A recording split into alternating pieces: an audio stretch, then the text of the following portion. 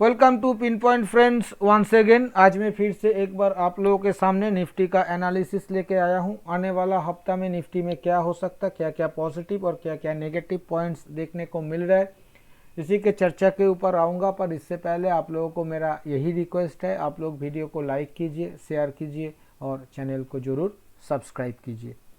Friends, पिछले 2-3 हफ्ता से मैं आप लोगों के साथ यही एनालिसिस शेयर कर रहा था कि मेरा व्यू कॉशस है।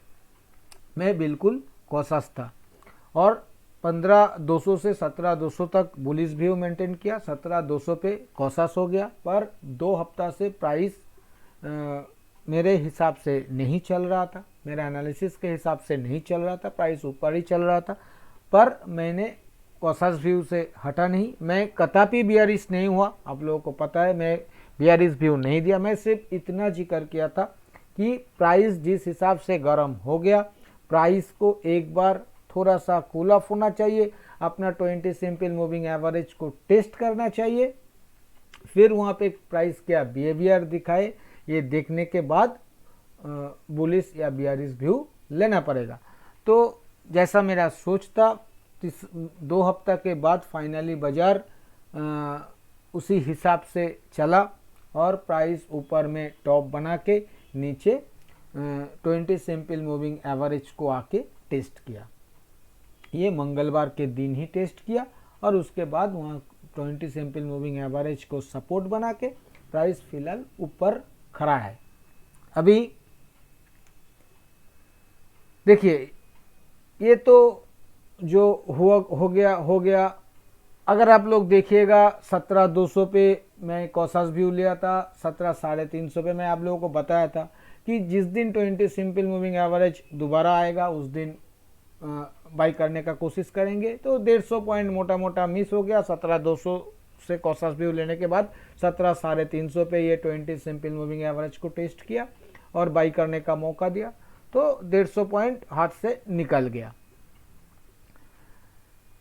पर अगर ये तो इंडेक्स वाइज, अगर शेयर वाइज अगर आप देखिएगा तो बहुत सारा शेयर ऐसा भी होगा जो वहाँ पे जिस भाव पे था उससे सस्ता भाव ही फिलहाल मिलेगा आपको। तो मोटा मोटा फिलहाल अभी प्राइस अपना मतलब एक ऊपर से कूल ऑफ होने के बाद जितना मतलब मोमेंटम के साथ ऊपर जा रहा था, थोड़ा सा कूल ऑफ होके अभी कोशिश कर रहा है नीचे एक सपोर्ट बनाने का। देखना पड़ेगा ये सपोर्ट ले रहा है कि नहीं, आने वाले दिनों में ऊपर में जाने का कोशिश कर रहा है कि नहीं। अभी जो पॉजिटिव और नेगेटिव पॉइंट्स देखने को मिल रहा है मैं उसके ऊपर आऊँगा। जैसे कि मैं पहले आप लोगों को मूविंग एवरेजेस सेटअप का जिक्र करूंगा। देखिए 20, 50 और 200 तीनों सिंपल मूविंग एवरेज के प्राइस ऊपर है, अभी भी है, और 20 और 50 के बीच और 20 और 200 के बीच काफ़ी पहले गोल्डन क्रॉसओवर भी बन चुका है। तो मूविंग एवरेजेस सेटअप ठीक है। अभी 50 और 200 के बीच अभी भी गोल्डन क्रॉसओवर नहीं बना है, पर हमें ऐसा लग रहा है अगर प्राइस यहाँ से बहुत ज़्यादा करेक्ट ना करे तो आने वाला 10 से 12 ट्रेडिंग सेशंस के अंदर ये 50 और 200 के बीच भी गोल्डन क्रॉसओवर डेली चार्ट के ऊपर आप लोगों को देखने को मिल सकता है। तो ये मोटा मोटा मूविंग एवरेजेस सेटअप पॉजिटिव है। इसके साथ साथ फ्रेंड्स जो पॉजिटिव पॉइंट्स और देखने को मिल रहा है, जैसे मैं 2 फिबोनाची लेवल ड्रॉ किया है। एक तो पहला जो डाउन स्विंग अक्टूबर 2021 से जून 2022 जो डाउनफॉल देखने को मिला 18,604 से 15,183, उसका 61.8% गोल्डन रिट्रेसमेंट लेवल जो कि 17,297 पे है, मोटा मोटा 17,300 मान लीजिए। प्राइस उसको काटा है, उसको काट के ऊपर गया और जब रिट्रेस करने पे आया बिल्कुल वहाँ पे सपोर्ट लिया 17,350 पे, 50 पॉइंट ऊपर उसको रेस्पेक्ट करके फिलहाल प्राइस उससे ऊपर खड़ा है।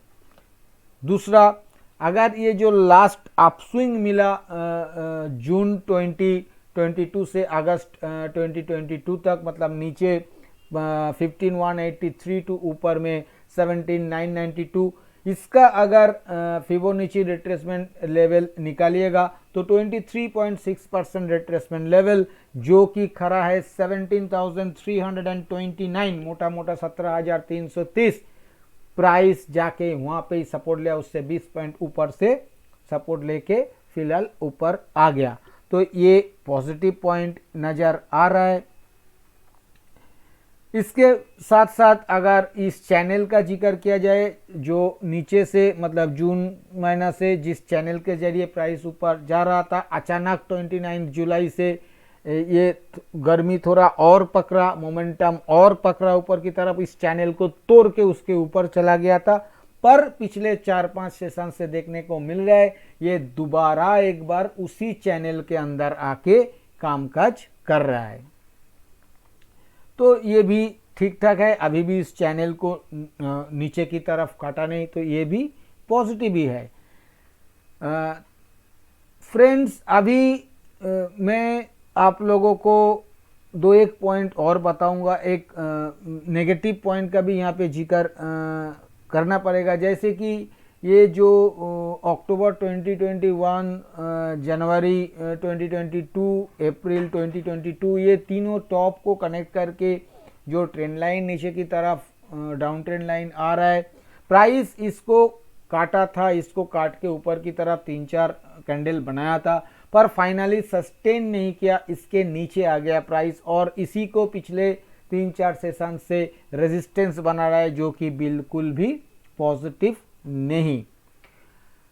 अभी फ्रेंड्स मैं जो कहूँगा वो ये है, मैंने यहाँ पे एक नहीं 2 जोन ड्रॉ किया है। एक तो नीचे ब्लू कलर से ड्रॉ किया है, ये 17,300 से 17,330 का लेवल है, वो जैसा मैंने बताया फिबोनाची 2 लेवल, उसी को एक जोन में माना है।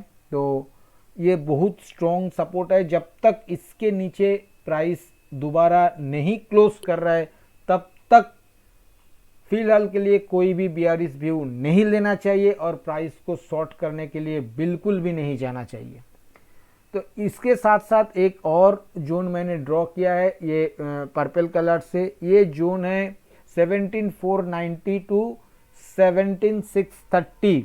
अगर आपको मन में लगेगा ये जोन कहाँ से आया, देखिए पिछले 4-5 ट्रेडिंग सेशंस का बिहेवियर अगर आप देखिएगा तो प्राइस इस जोन के ऊपर भी गया है 101 पॉइंट, नीचे भी 101 पॉइंट गया है, पर पिछले 5 ट्रेडिंग सेशंस का क्लोजिंग इसी रेंज के अंदर है, 17,490 से 17,630।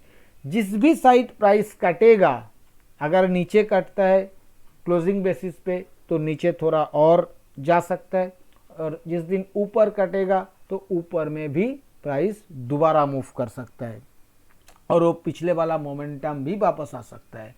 तो इसलिए इस लेवल को मैंने ड्रॉ करके रखा है।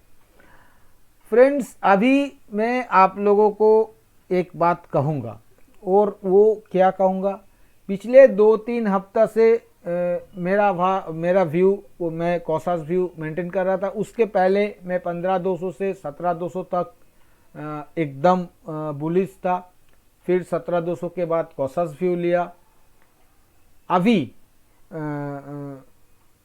मेरा व्यू फ्रेंड्स, मैं क्लियरली कह रहा हूं, मैं कॉशसली बुलिश हूं,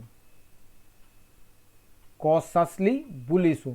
पहले बुलिश, उसके बाद कॉशस, बियरिश कदापि नहीं हुआ, उसके बाद कॉशस, अभी कॉशसली बुलिश हूं।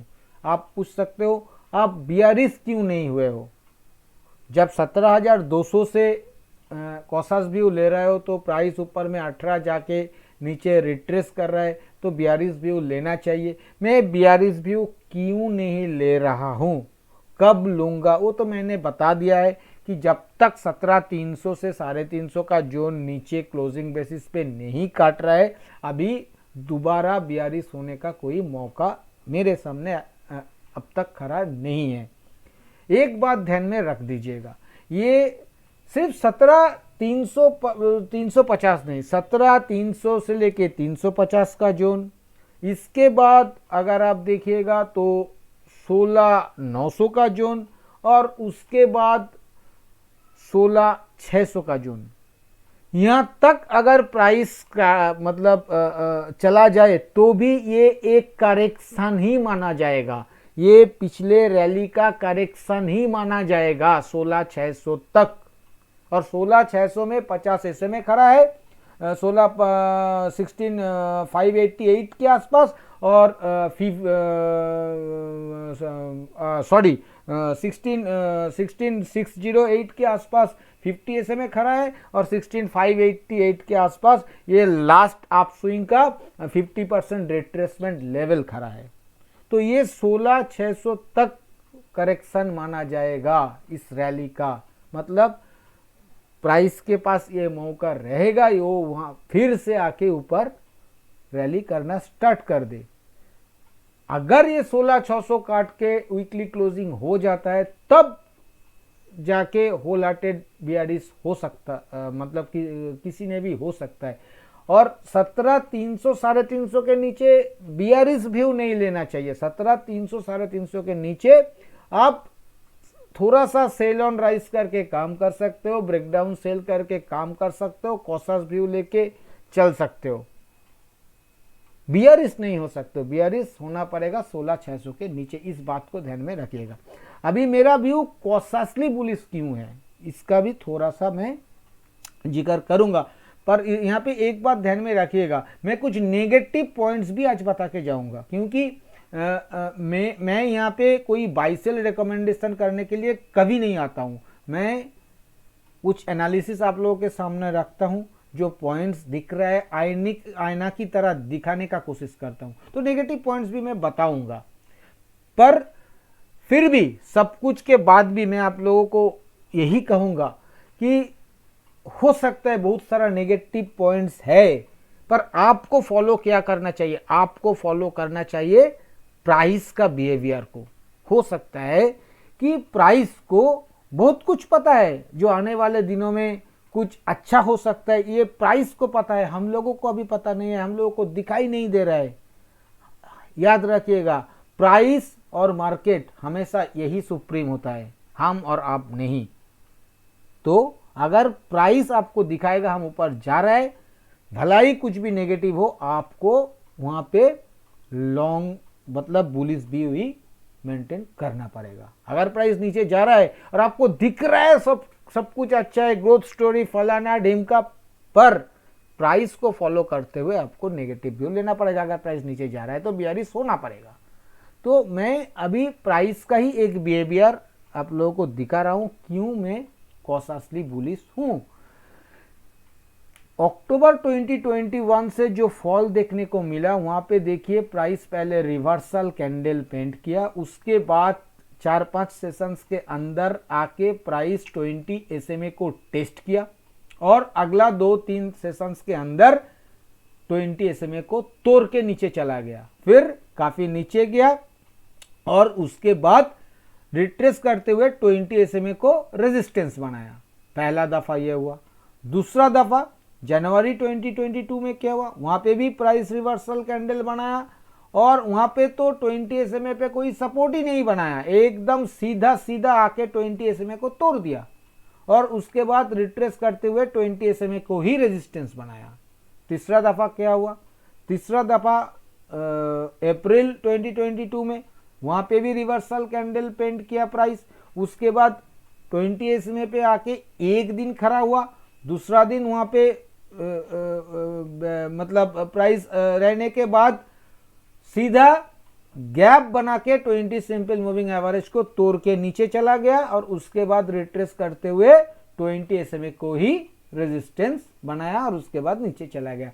लास्ट 3 फॉल जो देखने को मिल रहा है हम लोगों को एक साल में, वहां पे प्राइस का यही बिहेवियर था। प्राइस इस बार भी ऊपर आया और पिछले 3 दफा की तरह ही बड़ा रैली करके ऊपर आया और इस बार भी रिवर्सल कैंडल पेंट किया ऊपर में और इस बार भी 3 सेशंस के अंदर प्राइस 20 सिंपल मूविंग एवरेज को टेस्ट भी कर लिया। पर इस बार 20 सिंपल मूविंग एवरेज को टेस्ट करने के बाद अगला 1, 2 या 3 सेशंस के अंदर 20 सिंपल मूविंग एवरेज को काट के नीचे नहीं गया। पिछले 4 सेशन से 20 सिंपल मूविंग एवरेज को प्राइस सपोर्ट बना रहा है। मतलब पिछले 3 दफा बियर जितना एक्टिव था, वो जितना कामयाब था 20 सिंपल मूविंग एवरेज को काटने में, मतलब एक ही बार में, इस बार बियर कामयाब नहीं हो पा रहा है या उतना एक्टिव नहीं है, या उसके आगे बुल भारी पड़ रहा है, इतना फाइट दे रहा है कि 20 सिंपल मूविंग एवरेज को काटने नहीं दे रहा है। देखना पड़ेगा आने वाले दिनों में कौन जीत रहा है, बियर या बुल। पिछले 3 दफा बियर जीत गया, अगर इस बार बुल जीत लिया, 20 सिंपल मूविंग एवरेज को सपोर्ट बना लिया, तो प्राइस अच्छा खासा ऊपर भाग सकता है। ये बात ध्यान में रखना पड़ेगा। तो जब तक ये नहीं हो रहा है, जब तक 20 सिंपल मूविंग एवरेज को काट के क्लोज नहीं कर रहा है, 17,300 के नीचे क्लोज नहीं कर रहा है, तब तक आप कोई भी बियरिश व्यू गलती से भी नहीं बना सकते हो, as per the behaviour of price. इस बात को ध्यान में रखना पड़ेगा। इसीलिए मैं कॉशसली बुलिश हूं। अगर ये तोड़ देगा तो व्यू चेंज करना पड़ेगा। जब तक ये नहीं हो रहा है तब तक बाय ऑन डिप्स पे रहना पड़ेगा, ब्रेकआउट बाई भी लेना पड़ेगा, किसी को स्टॉप लॉस मानते हुए। अभी फ्रेंड्स, जैसा मैंने वीडियो के शुरुआत में कहा, कुछ नेगेटिव पॉइंट्स का भी जिक्र करूंगा। फ्रेंड्स, अगर आप लोग हर रोज सुबह निफ्टी के ऊपर daily view free of cost लेना चाहते हो तो वीडियो के नीचे डिस्क्रिप्शन बॉक्स में एंजल वन का अकाउंट ओपनिंग लिंक दिया हुआ है। उसी लिंक के जरिए अपना अकाउंट ओपन कीजिए और अपना पहला ट्रेडिंग करने के बाद उसी ट्रेडिंग का स्क्रीनशॉट उसी वीडियो के नीचे डिस्क्रिप्शन बॉक्स में जहां एंजल वन का अकाउंट ओपनिंग लिंक दिया हुआ है, उसके नीचे मेरा व्हाट्सएप नंबर भी दिया हुआ है। उसी व्हाट्सएप नंबर में अपना पहला ट्रेडिंग का स्क्रीनशॉट व्हाट्सएप कर दीजिए। इसके बाद हर रोज सुबह फ्री ऑफ कॉस्ट आपके पास भी निफ्टी का डेली व्यू पहुंच जाएगा। जैसा कि फ्रेंड्स मैं कह रहा था, मैं आप लोगों के सामने डॉलेक्स 30 का चार्ट मैंने ओपन किया है। आप लोगों को पता है, मैंने इसका जिक्र पहले भी किया है इसी वीडियो में। ये सेंसेक्स इन डॉलर टर्म्स डॉलेक्स 30 उसी का चार्ट है। नॉर्मली गोरो का चार्ट है, FII लोग यही देखते हैं। फ्रेंड्स, यहाँ पे आप देखिए, जहाँ पे स्पॉट निफ्टी पे निफ्टी अपना लास्ट जो फॉल था, डाउन स्विंग था, टॉप से लेके बॉटम तक, उसका 61.8% रिट्रेसमेंट लेवल तोड़ के काफ़ी ऊपर चला गया और उसके बाद रिट्रेस करते हुए वहाँ पे ही उसके 50 पॉइंट ऊपर ही सपोर्ट बनाया। यहाँ पे क्या है, यहाँ पे जो लास्ट डाउन स्विंग का 61.8% रिट्रेसमेंट लेवल जो कि आ रहा है 6257 के आसपास, और प्राइस अपना टॉप बनाया 6232 पे, 25 पॉइंट नीचे, मतलब 61.8% गोल्डन रिट्रेसमेंट लेवल टेस्ट नहीं हुआ। एक दूसरा, अगर आप स्पॉट निफ्टी पे देखिएगा तो वहाँ पे डाउन ट्रेंड लाइन को काटा गया, उसके ऊपर प्राइस क्लोज किया 3-4 दिन, फिर अभी नीचे आके कामकाज कर रहा है। यहाँ पे डाउन ट्रेंड लाइन टेस्ट ही नहीं हुआ। तीसरा, वहाँ पे अगर आप देखिएगा 200 सिंपल मूविंग एवरेज को काट के प्राइस काफ़ी ऊपर चला गया, अभी भी 600 पॉइंट ऊपर मेंटेन कर रहा है 200 सिंपल मूविंग एवरेज से। यहाँ पे अगर देखिएगा आप तो 200 सिंपल मूविंग एवरेज प्राइस काटा जरूर था, 3-4 रोज उसके ऊपर क्लोज भी किया, पर अभी पिछले 5 सेशन से 200 सिंपल मूविंग एवरेज को ही प्राइस रेजिस्टेंस बना रहा है। इसके साथ साथ वहाँ पे अगर आप देखिएगा तो वहाँ पे 20 और 200 के बीच गोल्डन क्रॉसओवर बन चुका है, डॉलेक्स पे अभी तक नहीं बना है, और अगर बनेगा भी तो भी 5-7 रोज और लग सकता है। अगर प्राइस नीचे नहीं गया तो ये हो सकता है। वहाँ पे अगर देखिएगा आप 20 सिंपल मूविंग एवरेज के ऊपर प्राइस 4 दिन से सपोर्ट बना रहा है। यहाँ पे अगर आप देखिएगा तो 20 सिंपल मूविंग एवरेज को प्राइस पिछले 2 दिन से काट चुका है और उसके नीचे ही क्लोज कर रहा है। 20 सिंपल मूविंग एवरेज के ऊपर दिन में सिर्फ व्हिपसॉ कर रहा है, क्लोजिंग उसके नीचे आ रहा है 2 दिन से। तो एक तरफ स्पॉट निफ्टी में कुछ एक देखने को मिल रहा है, डॉलेक्स 30 में कुछ और देखने को मिल रहा है। मैंने जैसा कहा था कि नेगेटिव पॉइंट्स ये आप लोगों के सामने आईना की तरह रखा है, पर क्या इसके चलते बियरिश व्यू लेना चाहिए? मैं बिल्कुल भी ऐसा नहीं कहूँगा। मैं दोबारा एक बार वही बात कहूँगा कि हम लोग काम करते हैं स्पॉट निफ्टी के ऊपर। तो डॉलेक्स 30 देखते क्यों है? डॉलेक्स 30 इसलिए देखते हैं कि ये तो उसी को रिप्रेजेंट कर रहा है। ये गोरो का चार्ट है, डॉलर टर्म्स में है, ठीक है, मतलब व्यू बनाने के लिए हम लोग देखते हैं, पर प्राइस का बिहेवियर हम लोगों को स्पॉट निफ्टी में ही देखना पड़ेगा। और स्पॉट निफ्टी का बिहेवियर अभी वो ऐसा बिल्कुल भी कोई वीकनेस शो नहीं कर रहा है। जब तक ऐसा नहीं हो रहा है, जब तक 20 सिंपल मूविंग एवरेज के नीचे क्लोज नहीं कर रहा है, जब तक 17,300 के नीचे क्लोज नहीं कर रहा है, तब तक हम लोग नेगेटिव व्यू नहीं बना सकते हैं। ये मेरा ऐसा मानना है, इसीलिए मैं कॉशियसली बुलिश हूँ। फ्रेंड्स, अभी मैं एक बार वीकली चार्ट के ऊपर आऊँगा। फ्रेंड्स, वीकली चार्ट में अगर आप देखेंगे तो 20 और 50 दोनों सिंपल मूविंग एवरेज के प्राइस ऊपर है। अभी 20 सिंपल मूविंग एवरेज टेस्ट भी नहीं हुआ है, पर candlestick pattern wise lower top lower bottom formation और लोअर क्लोजिंग जरूर हुआ है। पर यहाँ पे भी एक बात देखने वाला बात यह है कि ये जो पिछले 3 दफ़ा रिवर्सल कैंडल बनने के बाद एक फॉलोअप मारूबोजू रेड कैंडल पिछले 3 दफ़ा ही मिला था, पर इस बार ऐसा नहीं मिल रहा है। रिवर्सल कैंडल बनने के बाद इस हफ्ता अगर प्राइस 17,300 350 जहां तक गया था वहां पे अगर क्लोज कर देता तो ये रेड मारूबोजू जरूर मिलता, पर ऐसा हुआ नहीं। प्राइस रिकवर किया और कैंडल बहुत ज़्यादा नेगेटिव कुछ नहीं बना है। रेड मारूबोजू तो बना ही नहीं, बहुत ज़्यादा नेगेटिव भी कुछ नहीं बना है। इस बात को ध्यान में रखना पड़ेगा। जहाँ तक इंडिकेटर का सवाल है, MACD ठीक ठाक है, RSI भी 60 के आसपास 58 पे बना हुआ है, तो खराब कुछ हमें नहीं लग रहा है। फ्रेंड्स, अभी मैं एक बार ऑप्शन चेन के ऊपर आऊँगा।